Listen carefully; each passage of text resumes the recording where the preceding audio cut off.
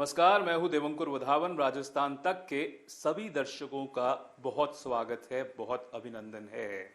बात करूंगा क्या हुआ कि आखिरकार सोनम वांगचुक को सरकार को रिहा करना पड़ा। बात करूंगा पूर्व मुख्यमंत्री अशोक गहलोत की लाइल डायरी से ऑब्सेशन के बारे में, और बात करूंगा एलपीजी को लेकर मचे हाहाकार के बारे में। आप ये देख सकते हैं, विजुअल्स ये है जोधपुर की केंद्रीय कारागृह के विजुअल्स। आज अचानक खबर आई कि सोनम वांगचुक क्लाइमेट एक्टिविस्ट को जोधपुर के केंद्रीय कारागृह, वहां के सेंट्रल जेल से रिहा कर दिया गया। जानकारी के मुताबिक उनको बाय रोड दिल्ली की तरफ लेकर जाया जा रहा था, और हो सकता है कि वो भाजपा के नेता बीएल संतोष से कल मुलाकात करें। आखिर ऐसा क्या हुआ कि सोनम वांगचुक को सरकार को रिहा करना पड़ा? इसको लेकर कई बड़े सवाल खड़े होते हैं क्योंकि सोचकर देखिए, ये किसी के साथ भी हो सकता है। क्या सरकार मनमानी तरीके से किसी को भी, आपको मेरे को जेल में डाल सकती है? ये बड़े सवाल हैं। सवाल इसलिए खड़े होते हैं कि जिस प्रकार से सोनम वांगचुक के ऊपर आरोप लग रहे थे, देशद्रोह की बात कही जा रही थी, कहा जा रहा था कि देश की सुरक्षा के लिए वो खतरा बने हुए थे, तो आखिर ऐसा क्या हुआ कि उनको छोड़ दिया गया? क्या उनके खिलाफ कोई सबूत नहीं मिला, इस वजह से उनको छोड़ दिया गया? और ये बड़े सवाल खड़ा करता है सरकार की कार्य प्रणाली के ऊपर। नेशनल सिक्योरिटी एक्ट जैसा गंभीर धाराएं उनके ऊपर लगाई गई, और जिस तरह से उनको कई आरोप लगाए गए एक ऐसे व्यक्ति के ऊपर जो कि पर्यावरण की बात करता था, जो कि केंद्र की सरकार की जब पहले वो बड़ाई किया करते थे तब तकलीफ नहीं होती थी केंद्र की सरकार को, पर जब उन्होंने लद्दाख के बारे में बात करनी शुरू की, जिस तरह से उन्होंने वहां के हक की जो है बातें, लोगों के हक की जो है वो बातें करनी शुरू की, क्या वो इतनी चुभने लग गई कि उनको इस तरह से नेशनल सिक्योरिटी एक्ट के तहत, गंभीर धाराओं के तहत बुक कर दिया गया?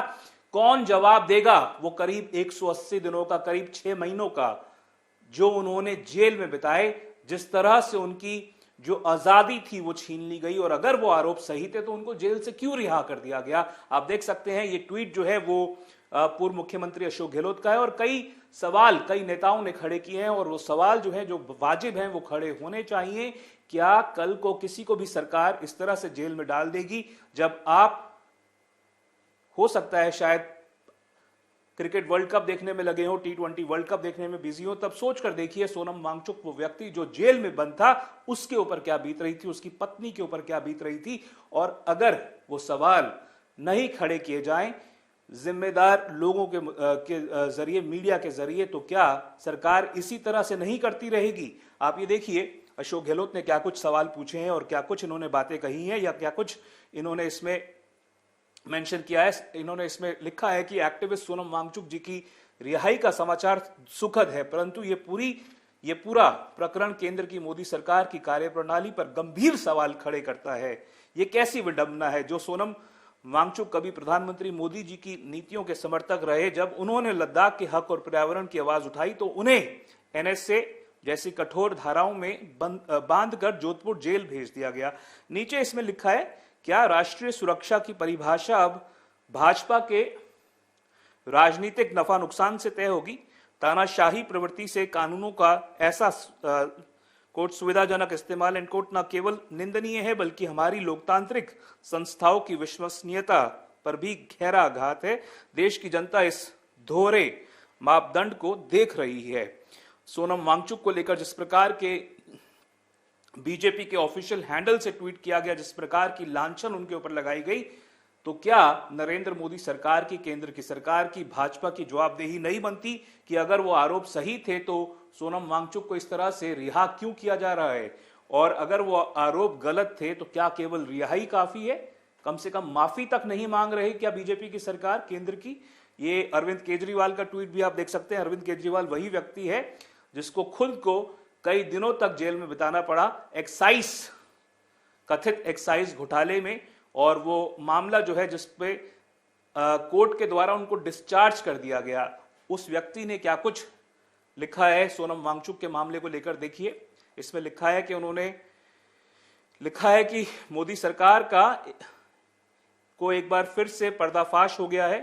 मोदी सरकार का एक बार फिर से पर्दाफाश हो गया है। एक वैज्ञानिक और एक क्लाइमेट एक्टिविस्ट, एक क्लाइमेट एक्टिविस्ट जिसने अपनी पूरी जिंदगी देश के लिए न्यौछावर कर दी, को गिरफ्तार किया गया बिना किसी साक्ष्य के। जो महीने उन्होंने जेल में बिताए वो केवल उनके लिए कोई निजी लॉस नहीं था, पर देश के लिए लॉस था। और ये जो इसमें उन्होंने लिखा है कि जो शियर डिक्टेटरशिप यानी कि तानाशाही है उसको रोका जाना चाहिए। जिस तरह से सोनम वांगचुक का मामला गंभीर सवाल खड़ा करता है, वो बताता है कि अगर आप ये सोच रहे हैं कि आपके साथ ऐसा नहीं हो सकता, तो अगर सोनम वांगचुक जैसे व्यक्ति जिसको इतने लोग जानते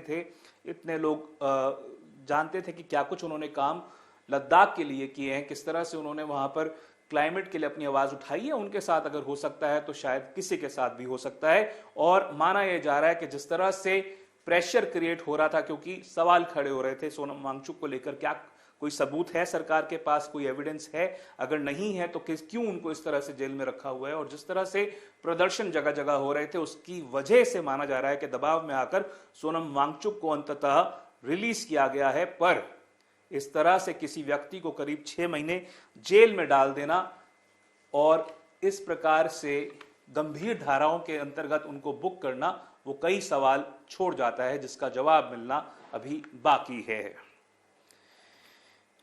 इसके बाद मैं बात करना चाहूंगा अशोक गहलोत की लाल डायरी के ऑब्सेशन के बारे में। जिस तरह से राजस्थान के पूर्व मुख्यमंत्री बार बार बीते समय को याद करते हैं, कभी उस समय को बात याद करते हैं जब होटलों में विधायकों को रखा गया था, कभी उस समय को याद करते हैं जब पार्टी के कुछ विधायक राजस्थान छोड़कर चले गए थे। गहलोत साहब, बीता समय निकल चुका है, बार बार उसको याद करके क्या मिलने वाला है।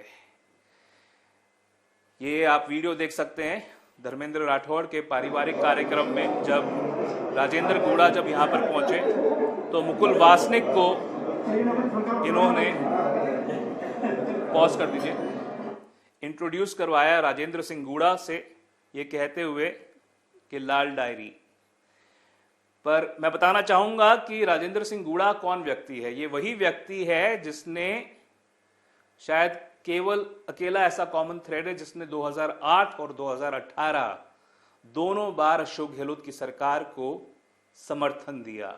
2008 में तो अशोक गहलोत की सरकार शायद बनती ही नहीं अगर राजेंद्र गौड़ा और उनके साथी, वो 6 बसपा के विधायक पूरी तरह से बसपा छोड़कर अशोक गहलोत की सरकार को समर्थन नहीं देते। तो अशोक गहलोत की सरकार को एक तरह से जो समर्थन उन्होंने दिया, उसकी वजह से अशोक गहलोत की सरकार बन पाई 2008 में। और एक बार फिर से 2018 में राजेंद्र सिंह गौड़ा वो कॉमन थ्रेड थे। 2008 में जब सरकार बनी थी तब उनके साथ साथ गिरिराज सिंह, रामकेश मीणा, रमेश मीणा और मुरारी लाल मीणा विधायक थे, जिन्होंने ये तय किया था कि वो अशोक गहलोत की सरकार को समर्थन देंगे। राज्य मंत्री बने थे राजेंद्र सिंह गौड़ा।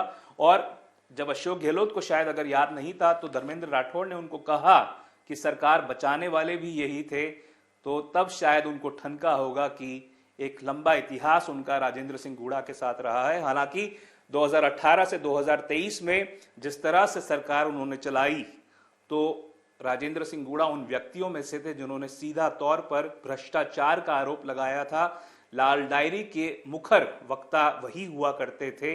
जिस तरह से मुझे याद है, आज भी सचिन पायलट के साथ उन्होंने, जब सचिन पायलट ने अजमेर से लेकर जयपुर तक की यात्रा निकाली थी, तो 5वें दिन जिस तरह से जयपुर में राजेंद्र सिंह गौड़ा ने उनके साथ मंच साझा किया था और क्या कुछ गंभीर आरोप उन्होंने लगाए थे अशोक गहलोत की सरकार के खिलाफ। 2018 में हालांकि जोगेंद्र सिंह अवाना, वाजिब अली, लाखन सिंह मीणा, संदीप यादव और दीपचंद के साथ मिलकर उन्होंने अशोक गहलोत की सरकार का समर्थन किया था। सरकार बनी थी और ये तमाम बातें जो हैं वो इतिहास के पन्नों में दर्ज हैं कहीं ना कहीं। और वो साफ तौर पर बताता है कि अशोक गहलोत का जो फिक्सेशन है, जो ऑब्सेशन है, वो अभी भी बना हुआ है और समय रहते वो बार बार उफान मारता है, बार बार वो ये बात करते हैं कि उनकी सरकार पर खतरा बनाया गया था। किस तरह से जो आरोप वो लगाते हैं वो अभी भी उस आरोप से पीछे नहीं हटे हैं, पर कहीं ना कहीं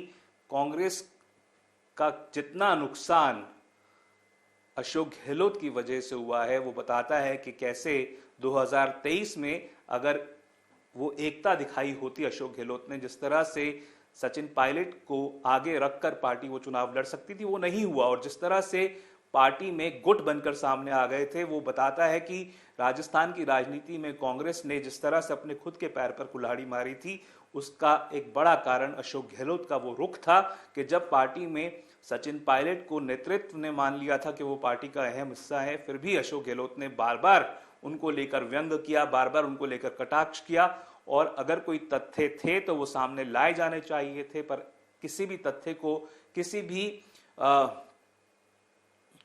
पुख्ता सबूत को लाए बिना इस प्रकार की बातें करना, इस प्रकार के आरोप लगाना, और जिस तरह से 2023 के साल में पार्टी ने एक ज्वाइंट कोऑर्डिनेटेड एफर्ट नहीं दिखाया, वो बड़ा कारण रहा जिस तरह से राजस्थान में कांग्रेस की हार हुई।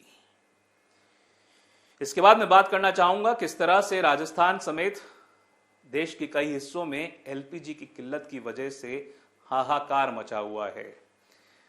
एलपीजी को लेकर कालाबाजारी हो रही थी, एलपीजी को लेकर ऑटोस की लंबी लाइन देखी जा सकती थी। और सबसे पहले मैं दिखाना चाहूंगा वसुंधरा राजे की वो ट्वीट, वसुंधरा राजे की सोशल मीडिया पोस्ट, जिसमें उन्होंने प्रधानमंत्री को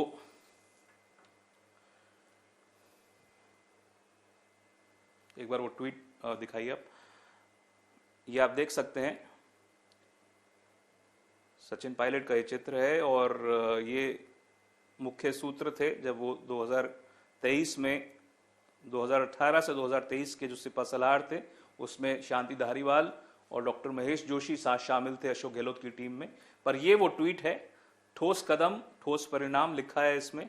वसुंधरा राजे जब से प्रधानमंत्री से मिलकर आई हैं परिवार समेत, जिसमें उनके बेटे, उनकी बहू शामिल थी, तब से उसके बाद से कई बार जो है वो प्रधानमंत्री की तारीफ में कसीदे लिख चुकी हैं सोशल मीडिया पर। इसमें आप देख सकते हैं एलपीजी को लेकर लिखा हुआ है, एलपीजी की चिंता बिल्कुल नहीं, मोदी सरकार है ना। ये कहने की बात है, पर जिस तरह से प्रदेश के कई हिस्सों में प्रदेश में कमर्शियल एलपीजी पर अस्थायी प्रतिबंध सरकार के द्वारा लगा दिया गया है। कई बार जो मेरी दुकानदारों से बात हुई है, उन्होंने अपनी तकलीफ जो है वो जाहिर की है। जो 10 रुपए की चाय थी या 12 रुपए की चाय थी, उसको 15 रुपए में बेचने को मजबूर हैं। सिलेंडर मिल नहीं रहे उनको, गैस आ नहीं रही उनको, कमर्शियल सिलेंडर्स मिल नहीं रहे। कई ऐसे छोटे दुकानदार हैं, ऐसे ठेले वाले हैं जिन्होंने अपना कामकाज बंद कर दिया है। कई दिनों की वो कह रहे हैं कि छुट्टी पर चले जाएंगे। छुट्टी की बात कहने की होती है, रोटी कहाँ से खाएंगे, घर कहाँ से चलाएंगे। सोच कर देखिए कि अगर ऐसे व्यक्ति को जो दिन में 200, 300, 400 रुपए कमाता हो, अगर एक दिन भी उसका ठेला बंद पड़ जाए, उसकी छोटी दुकान, उसकी ठिया जो है वो बंद हो जाए, तो उसके घर के बच्चे कहाँ से रोटी खाएंगे। सरकार के लिए कहना आसान है कि स्थिति पर नियंत्रण बना हुआ है, पूर्व मुख्यमंत्री के लिए लिखना आसान है कि एलपीजी की चिंता बिल्कुल नहीं, मोदी सरकार है ना। अगर सड़कों पर निकल के ये लोग देखें कभी कि आम व्यक्ति की क्या हालत हुई है।